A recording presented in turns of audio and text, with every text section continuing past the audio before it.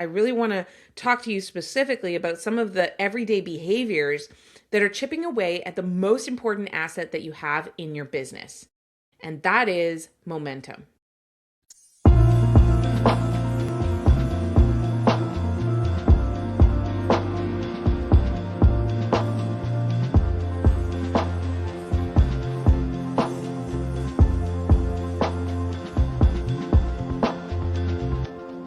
Well, hey, and welcome back to the Coaches Plaza Weekly Training. If you can see me and hear me, let me know in the chat. Today, we are covering the hidden habits that keep high performers the most stuck. And I couldn't be more excited to talk to you about this. I was reviewing my notes for this yesterday because, as you know, I do batch create my content. And I'm really, really excited about this one because we're going to talk specifically about this idea of momentum. Good morning. I'm glad you're here. I'm glad you can see and hear me okay.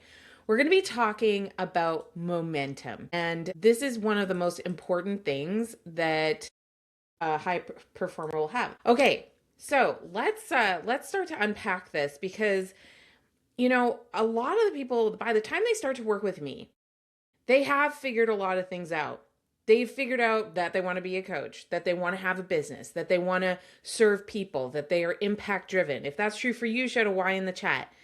And so they've got a lot of the big stuff figured, before we ever start talking. And as we begin to talk, this number one thing is what stands in the way between somebody who has plenty of opportunity, plenty of conversations going, plenty of clients, and therefore plenty of cash flow, that person versus the person when they usually meet me, right? And the person when they usually meet me, they have a mountain of to-dos, like so many things, and they are generally really frustrated that they don't have the results yet. Because here's the real truth.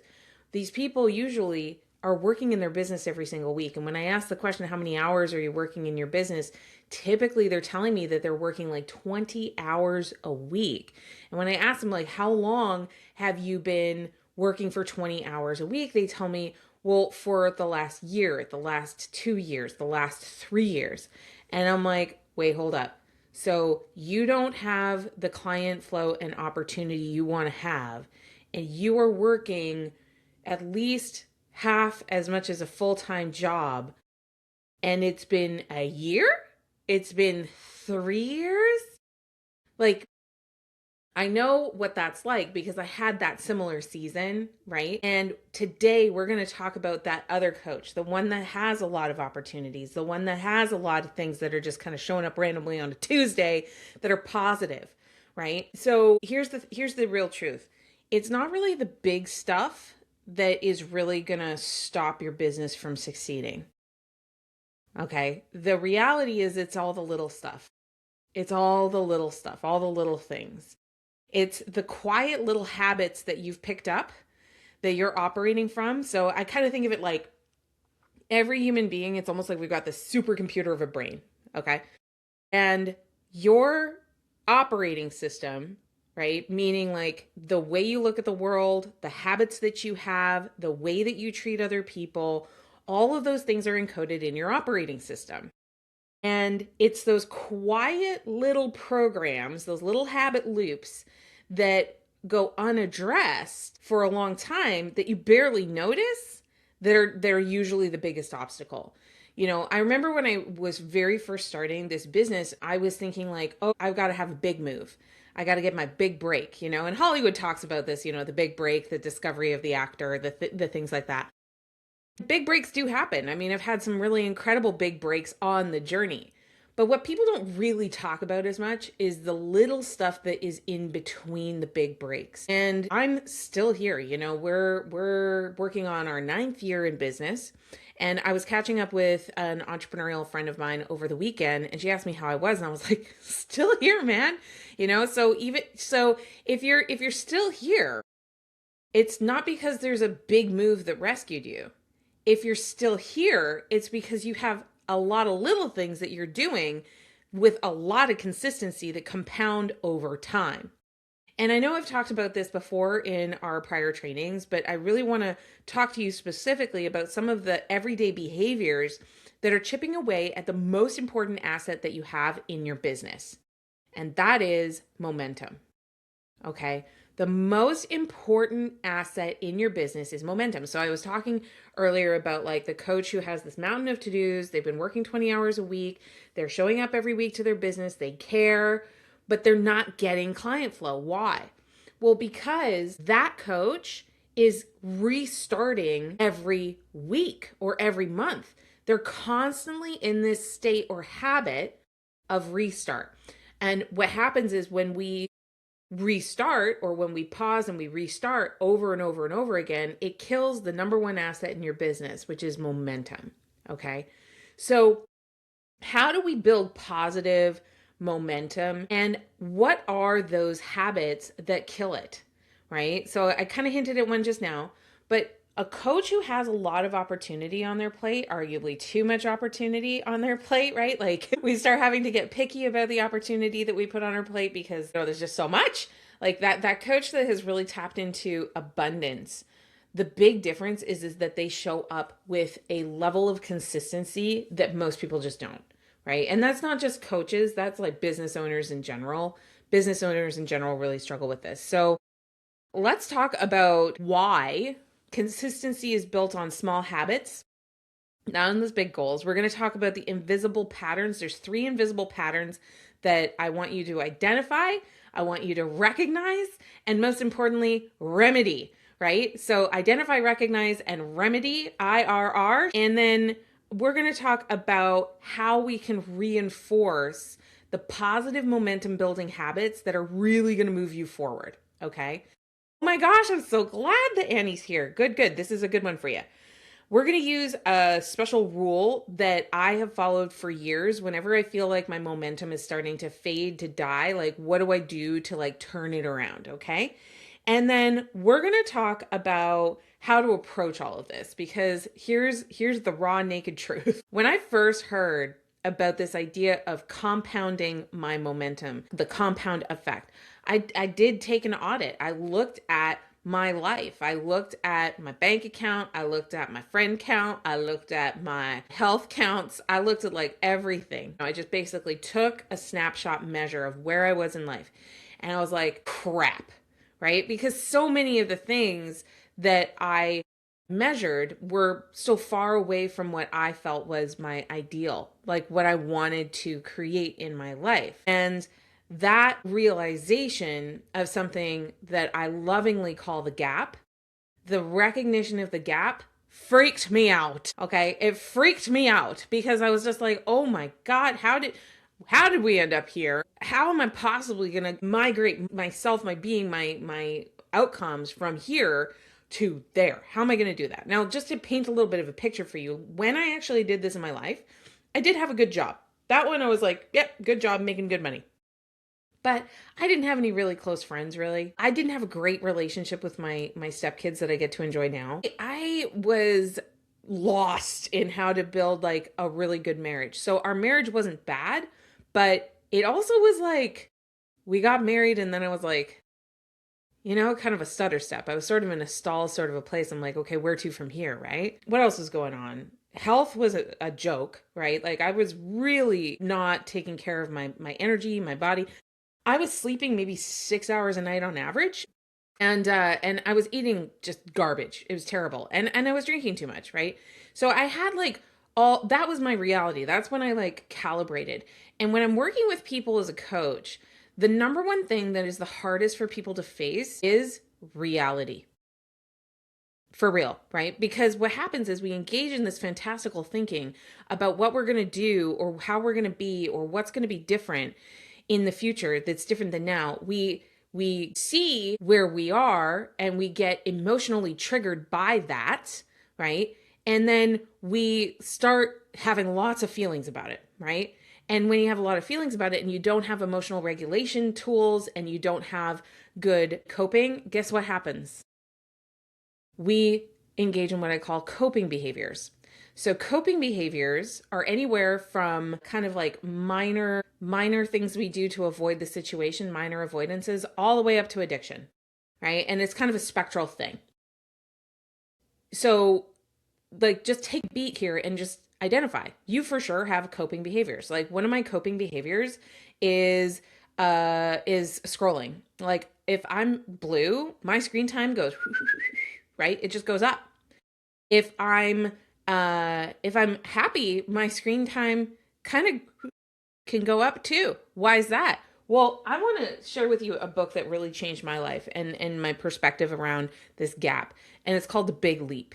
Has anybody ever read The Big Leap? This one is by Gay Hendricks. It's a crazy, crazy good read to read. It's a New York Times bestselling book, or at least it's by a New York Times bestselling author. I'm just reading that, trying to be very, very specific. But the idea is that if you want to take your life to the next level, it will be uncomfortable. Okay.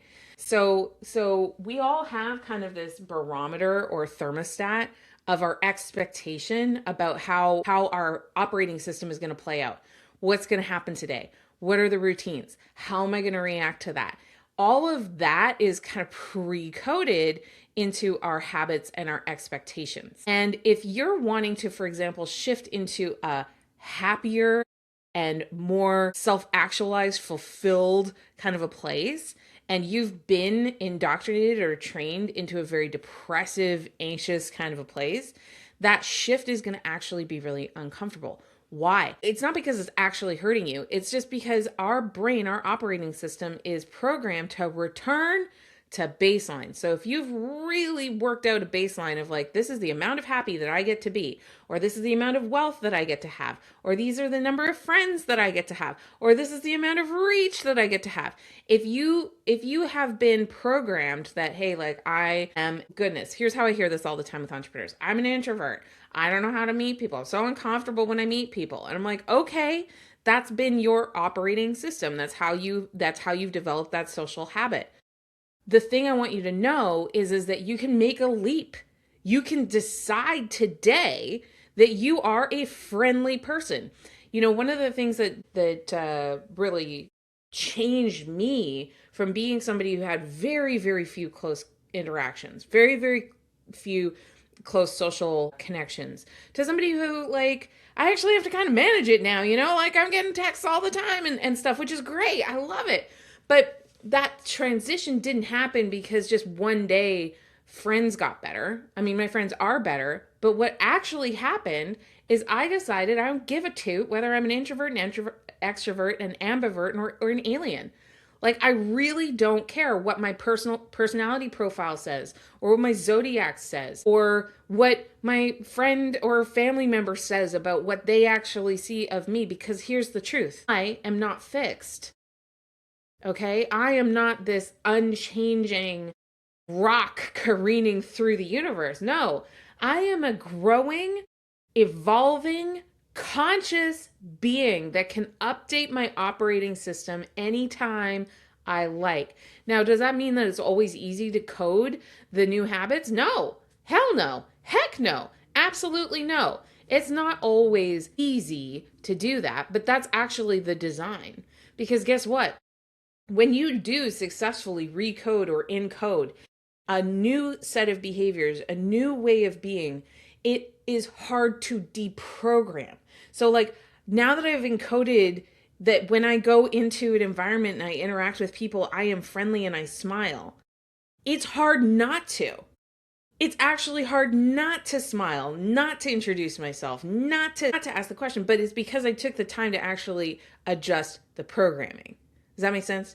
So The Big Leap is a really good book to kind of give you a good metaphorical perspective on how your discomfort with that next level is part of what keeps you same, right? Your discomfort with even the joys of it, even the happiness, because then it's like, well, am I allowed to enjoy this? Am I like, am I a bad person because I'm enjoying this thing?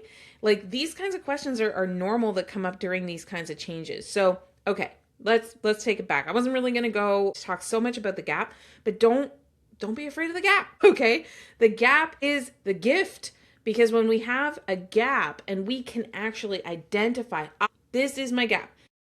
Another word for gap is ambition. It's your ambition. It's my ambition to grow my bank account. It's my ambition to grow my social support system. It's my ambition to be more creative. It's my ambition, right?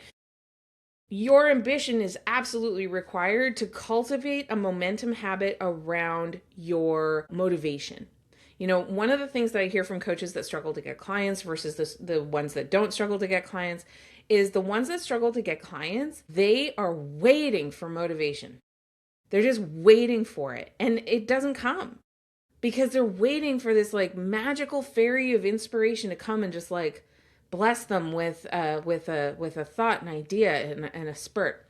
And sometimes that magical fairy will show up, I suppose. But truly, the thing that will really motivate you is when you can cultivate a sense of momentum. It's almost automatic once you actually do it. The fairy godmother of clients, exactly. I love it when the fairy godmother visits with new clients, but I got to tell you that she doesn't visit too often. You really got to roll up your sleeves and do the damn work. So the momentum is going to be built on small habits, little things. So I'm going to give you an example of a really, really tiny habit, a small thing. When you're asked to do something, what is your emotional response? What's your first response, right? So trigger, you're asked to do something. So one of my mentors always says, goals make demands. So let's just say you set a goal. I want to have 5 clients by the end of March. I don't know what your goal is. You decide. That's for you. That's your homework. But that's going to make a demand of you. So tiny micro habit. When a demand is made of you, whether it comes from yourself or somebody else, what's your first response? Right? And for most people, it's ugh, or oh no, or right? And all of those, guttural sounds to say it's resistance. It's resistance to the demand, right? And one of the tiny little habits that makes a huge, huge difference is to actually accept and consider the demand and to evaluate the demand so that you can then decide the trade-off. And this is something that is a really, really, really powerful thing to do. There's 3 patterns that somebody who is really struggling to attract that next person into their life versus somebody who has too many people to manage is overthinking. This is the first one. Overthinking. So coming back to the example of a demand is placed upon you. Are you overthinking the demand? I guarantee for the coach that's really struggling, the answer is hell yeah. They're overthinking. So for example, if I say like, hey, let's do a daily social post. Boop, overthinking. What do I post, Amanda? Where do I post it? Do I do a business page? Can I just stay on LinkedIn? And it's all these extra questions that come into the play. The singular statement was post something, right? The overthinking habit is this proliferation of unhelpful questions, right? Why are they unhelpful questions? Because every single one of those questions creates an obstacle to the demand. Every single one of those questions, right? But Amanda, I don't want to waste my time. Well, what do you think you're doing with overthinking, right? It's a huge time waste. It's better to just post the thing, be wrong about it in whatever manner, but you know what you're not wrong about? Showing up. The vast majority of people that are like struggling for attention and connection and feeling value and worthiness from other people, why? They're not even in the conversation. They're not even showing up. They don't even go to the networking event. They don't even follow up with the friends that they do have. So because of that, well, why? Because they're overthinking. If I say like reach out to your friends and wish them happy holidays, you know what the next thing is? Well, I've got to overthink reaching out to people and saying hello. What are they going to think of me? They're going to think I'm weird if I'm reaching out now, right? And it's that habit that sabotages people the absolute most. Second big habit that sucks, and this is one that I really have to work hard on myself, is overworking. Now, this has been a really interesting one because I've really explored, especially since Alex Hormozi came onto the scene. This guy, he's like pro work. He loves work. He's working all the time. He's obsessed. But it's really raised like kind of like this question in my mind. I'm like, about work. Because when I started my career, I did it, embarrassingly raise his hand to self-identify. Oh, well, me too. Yeah, I get it. I get overthinking. I understand that. On the overworking thing, I got a really far way as a young consultant by simply working earlier and later than everybody else. There were seasons in my earlier part of my career where I was working 120 hours a week. And I would hear back from the project management office for the project that I was working on. It's like, is this a typo? And I was like, sadly, no, I was here, and I was doing the overnight thing. That's like obvious overworking. Okay. That's obviously a management problem in the project. Like, there is no earthly way that should have ever been allowed to happen, but it did. And I was young and, stupid, whatever. And when people think about overworking, they tend to think of it like that. But I want to offer you another way of thinking about overworking that has really come up for me in the last couple of years. Another way you can overwork is you can overdo a simple frickin' task. Okay. So let's just say, yes, young and dumb, older and wiser. I actually really like getting older and building wisdom. Personally, I think it's pretty great. But, we'll talk about what society thinks about that another day. Overworking can sometimes be like over functioning on a task. And what do I mean by that? It's not defining enough. You haven't defined what is enough. So when you don't define enough, you can overwork it and get caught in a loop of not enoughness, right? Now, that's not to say that you should just do shoddy work that sucks and be bad at stuff. Like, that's not what I'm saying. Overworking is often an over allocation of effort and attention towards non-needle moving tasks. Okay, I'm going to say that again. Your overwork pattern is very often an over allocation of, or an improper or imbalanced allocation of work effort towards non-needle moving tasks. So they're going to be towards the things that are very maybe easy for you. So you're getting a little dopamine hit of like, yay, I did it, check, right? Or maybe it's stuff that is really, I've noticed it's like typically very highly correlated to your status.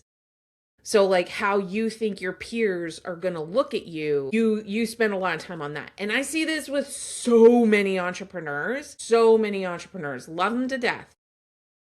And when their reputation is possibly at risk, they will overwork something to preserve that sense of reputation with, by the way, people that are never going to buy from them, right? People that are never going to connect with them, people that are never going to give them opportunities.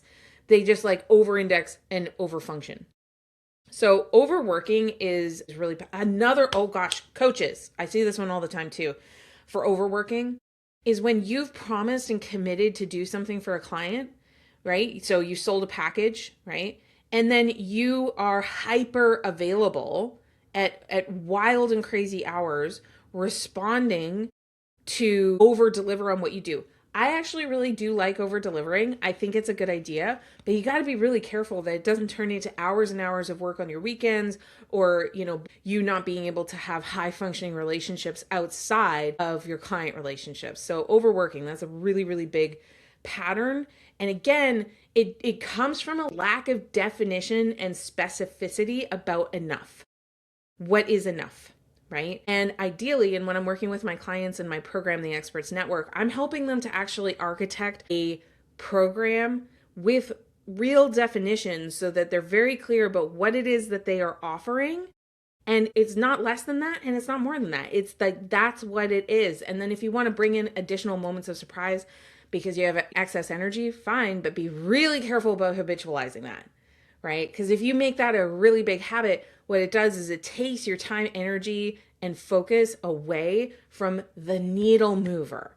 You've got to do the work. The work is super important, but are you working on the thing that matters? Shout out DWM for do what matters. Are you doing what matters, or are you doing what's comfortable? Are you doing what matters, or are you doing what other people are going to judge you for?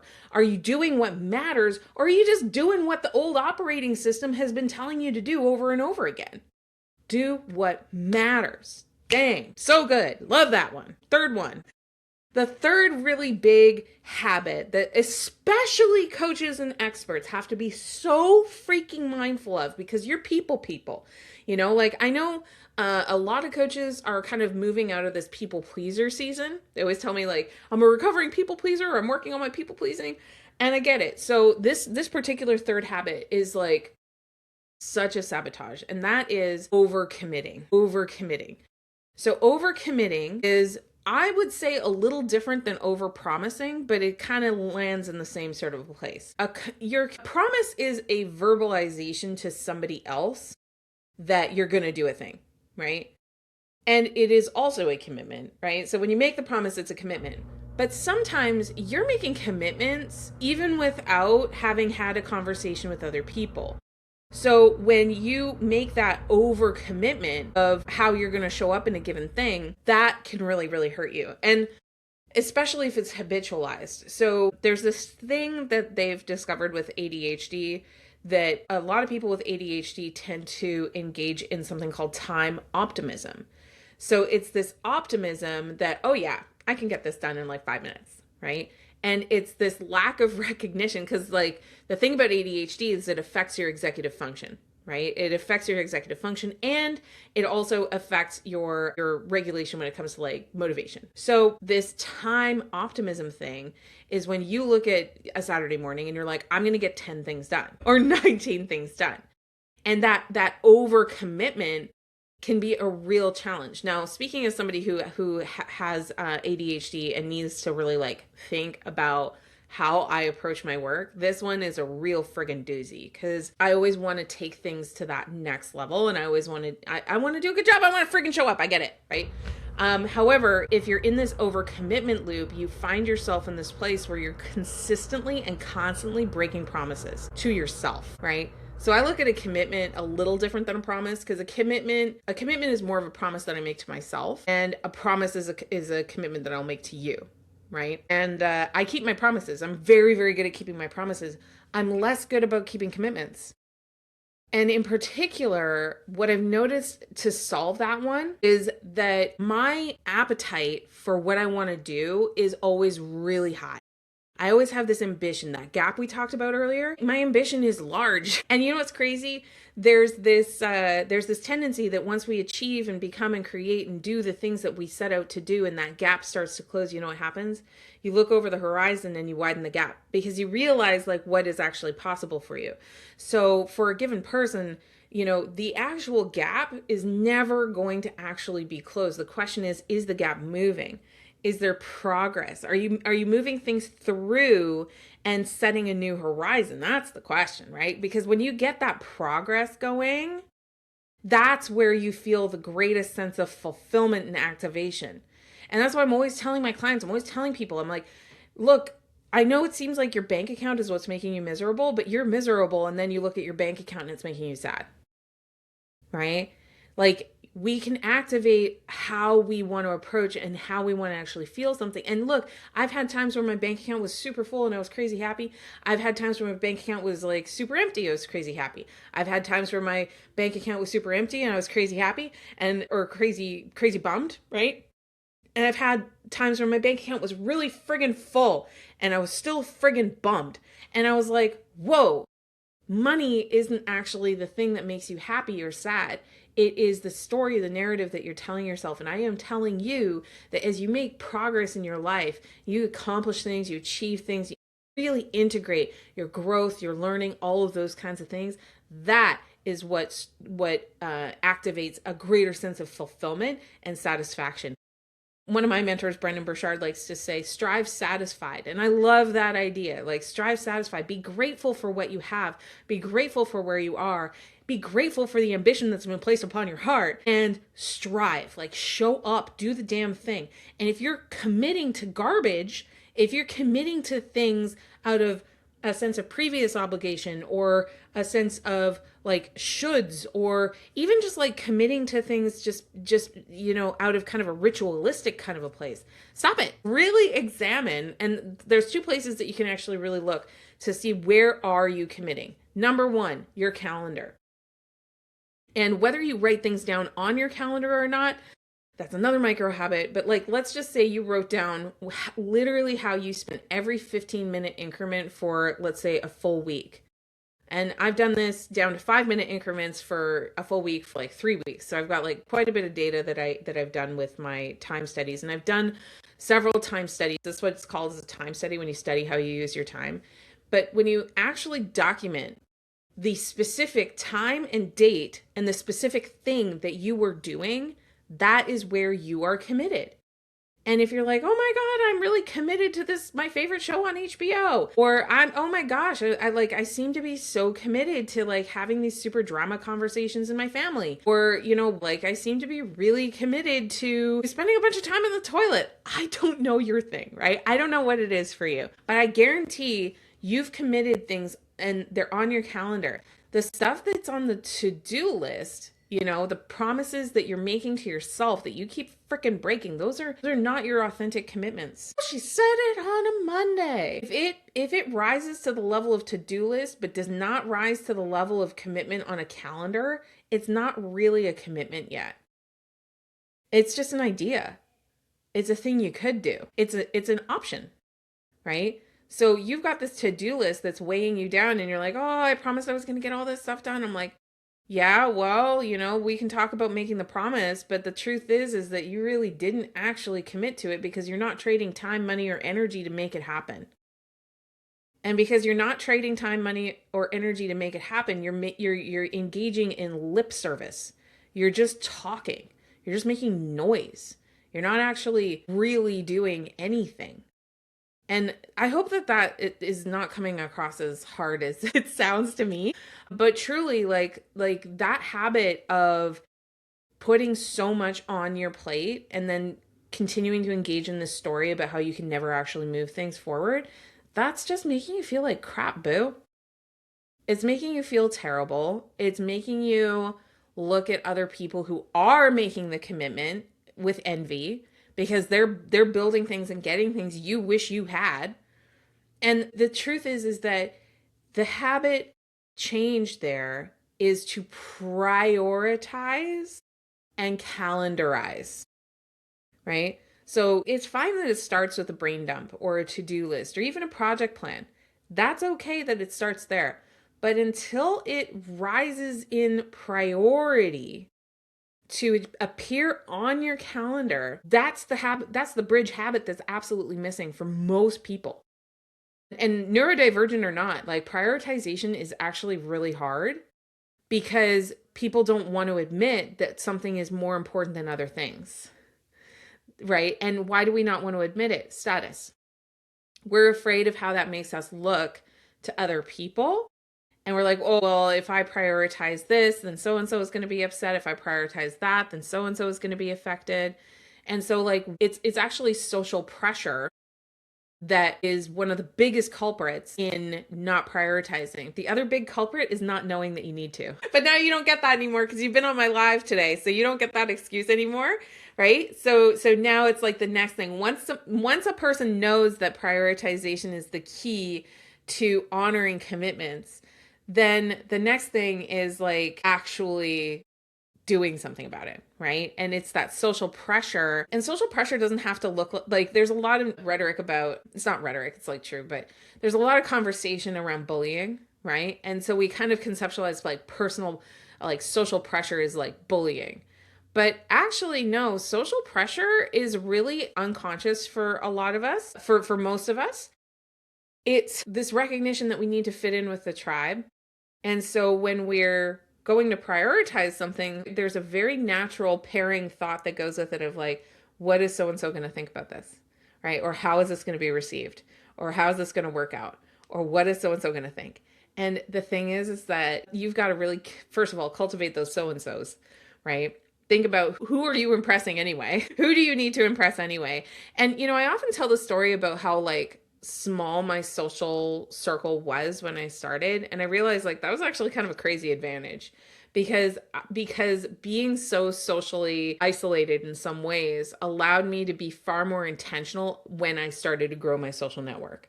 That can be very different than somebody who already has a very, large and high functioning social network. it can be really different. Like their experience change can be very, very different. Everybody has their own challenges, you know what I mean? So, okay. The role of environment, right? So I started to talk about it. Yes, social environment. So on your social feeds, unfollow, unfriend, and curate. Holy cow. Do not mindlessly scroll. Consciously scroll, right? Consciously follow, consciously open up your content for updates. Do not just let it dominate your thinking. So that's like your digital environment. Another thing about digital environment is the friggin' clutter. So on planning extravaganza this year, we talked about tabs. How many of you changed how you relate to having tabs open? Right now, I have 1, 2, 3 tabs open, right? I've got the Clients Over Chaos group open. I've got Riverside open.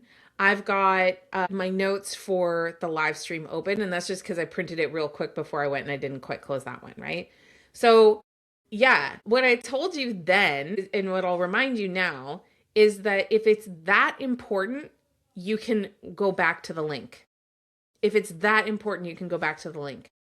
Having all these tabs open is a metaphorical equivalent for what's happening in your brain.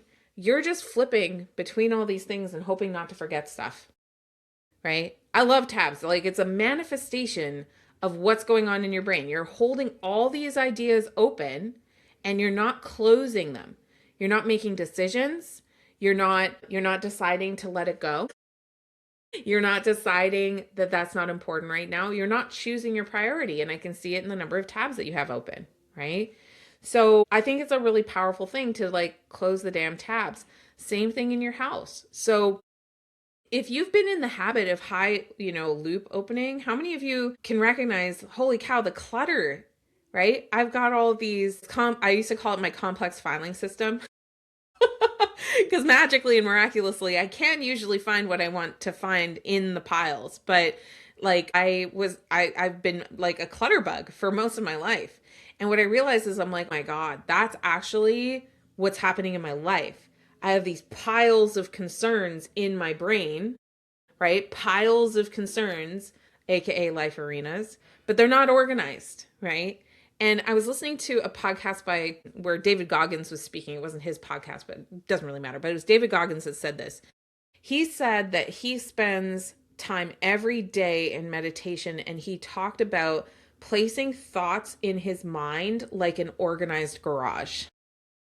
And he said, like most people, their thoughts are like that crazy garage, the one where you can't even close the door because it's just full of stuff and you can't find anything. You don't even really know what's in there anymore because it's just cluttered. And I thought, wow, that's really kind of incredible to think like I could have my mind metaphorically organized to choose what thoughts I want to cultivate and develop, etc. Powerful idea. Okay. Now, when I first noticed the gap in my life, so we talked about environment, so clean it up. Clean it up or start cleaning something. But if you're like me and you like looked around and you're like, oh my God, 2020 happened. It's been a couple of years and it still looks like 2020 is still happening, right? That's actually what in real life happened for me is I was like, yeah, the clutter. It was really intense. So one option is to just clear the decks and do everything all at once. I tried that option many different times when it comes to the physical clutter, digital clutter, business clutter, health clutter. And I'm telling you that my favorite book on this very subject is actually Atomic Habits by James Clear.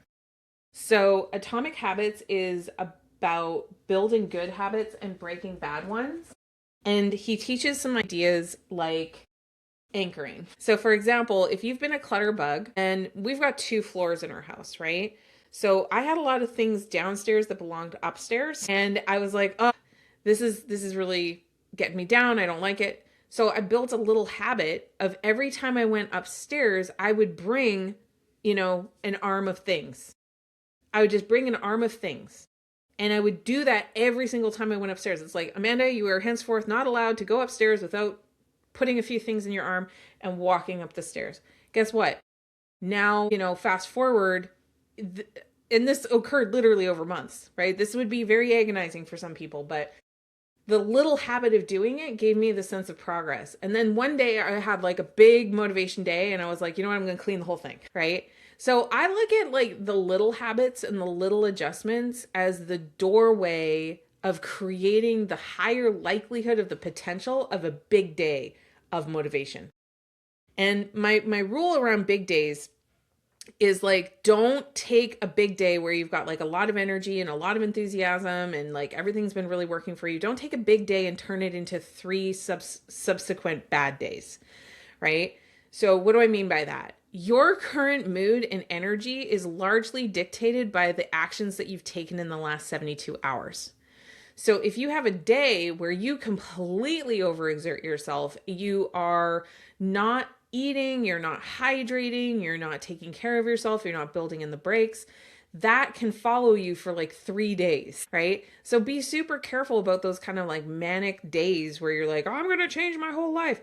Your whole life took years to get to where it is, right? So it's reasonable to expect it's going to take a few weeks, a few months, and possibly a few years to reverse or to improve some areas of your life. And that's just being really, really real with you. And if you can accept that it's worth the discomfort, it's worth the commitment, it's worth learning how to do new things and develop my capabilities to have that better, brighter future that's on the other side of the gap, then that means you're going to really start addressing your overthinking. You're going to stop it. You're going to stop it. And one way you can stop it is ask yourself, like, what is the minimum I need to get this done? What is the minimum that I need to get this done? The pairing question would be, what does great look like? And get very specific. Because what I'm finding with people is the perfectionism tendency, it overflows. And that's what leads to your overcommitment. And that's what leads to the overworking is that we're not embodying the habit of clarity about what good enough actually looks like and what a bare ass minimum, a BAM, actually looks like. And when we get very clear on those things, what's the bare ass minimum? What's considered great? It gives us the boundaries that we need to create. Right? We create within boundaries. We create within constraints. So it's really, really, really empowering and helpful. So last thing I want to leave you with is that if you have felt like this gap is eternal and never changing and awful and heavy, then I really want to encourage you that the goal is not actually to close the gap. The goal is to move the gap. Okay? It's to move the gap. So what does that mean? It means make basic progress on basic things and let yourself do that. Don't engage in the negative self-talk. You know, when you have negative self-talk, positive self-talk back, right? Oh, I can't possibly do that. Of course I can possibly do that. It's possible. I don't know if it's going to be great, but it's possible, right? You see, when you have the negative self-talk, battle back. Build support system. So, have a coach, enroll in a program, work with a mentor, work with somebody that can give you the social support system that you need, the environment that you need, so that you can be more successful in the long term. Last thing is just this week, be more aware. Be more aware of where do you have habits that are draining your energy? Where do you need habits that are going to boost your energy and boost your progress? And just start with something really, really, really small and think of it as like a swap, right? So I'm going to swap, and it could be something like taking a quick walk before you have your next call. It could be having like a 5-minute reset between tasks, and just track how you feel by the end of the week and notice how small swaps add up so fast, and you start to really see and observe that momentum.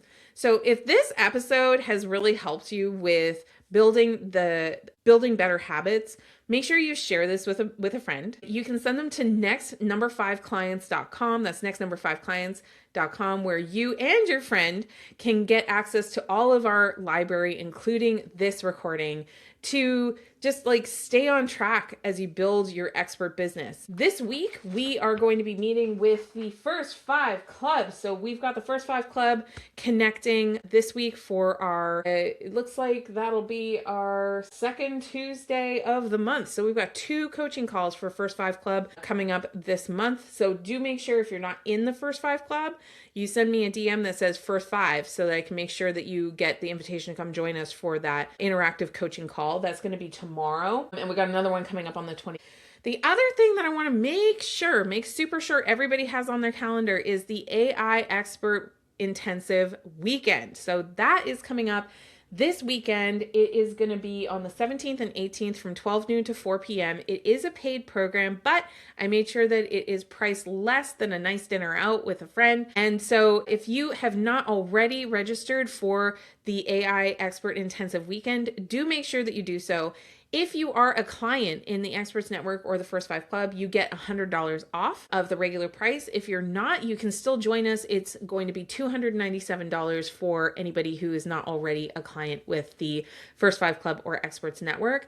We do have a few seats left, so do make sure that you send me a DM with the word weekend if you would like to come and join us. And yeah, thank you so much for being here.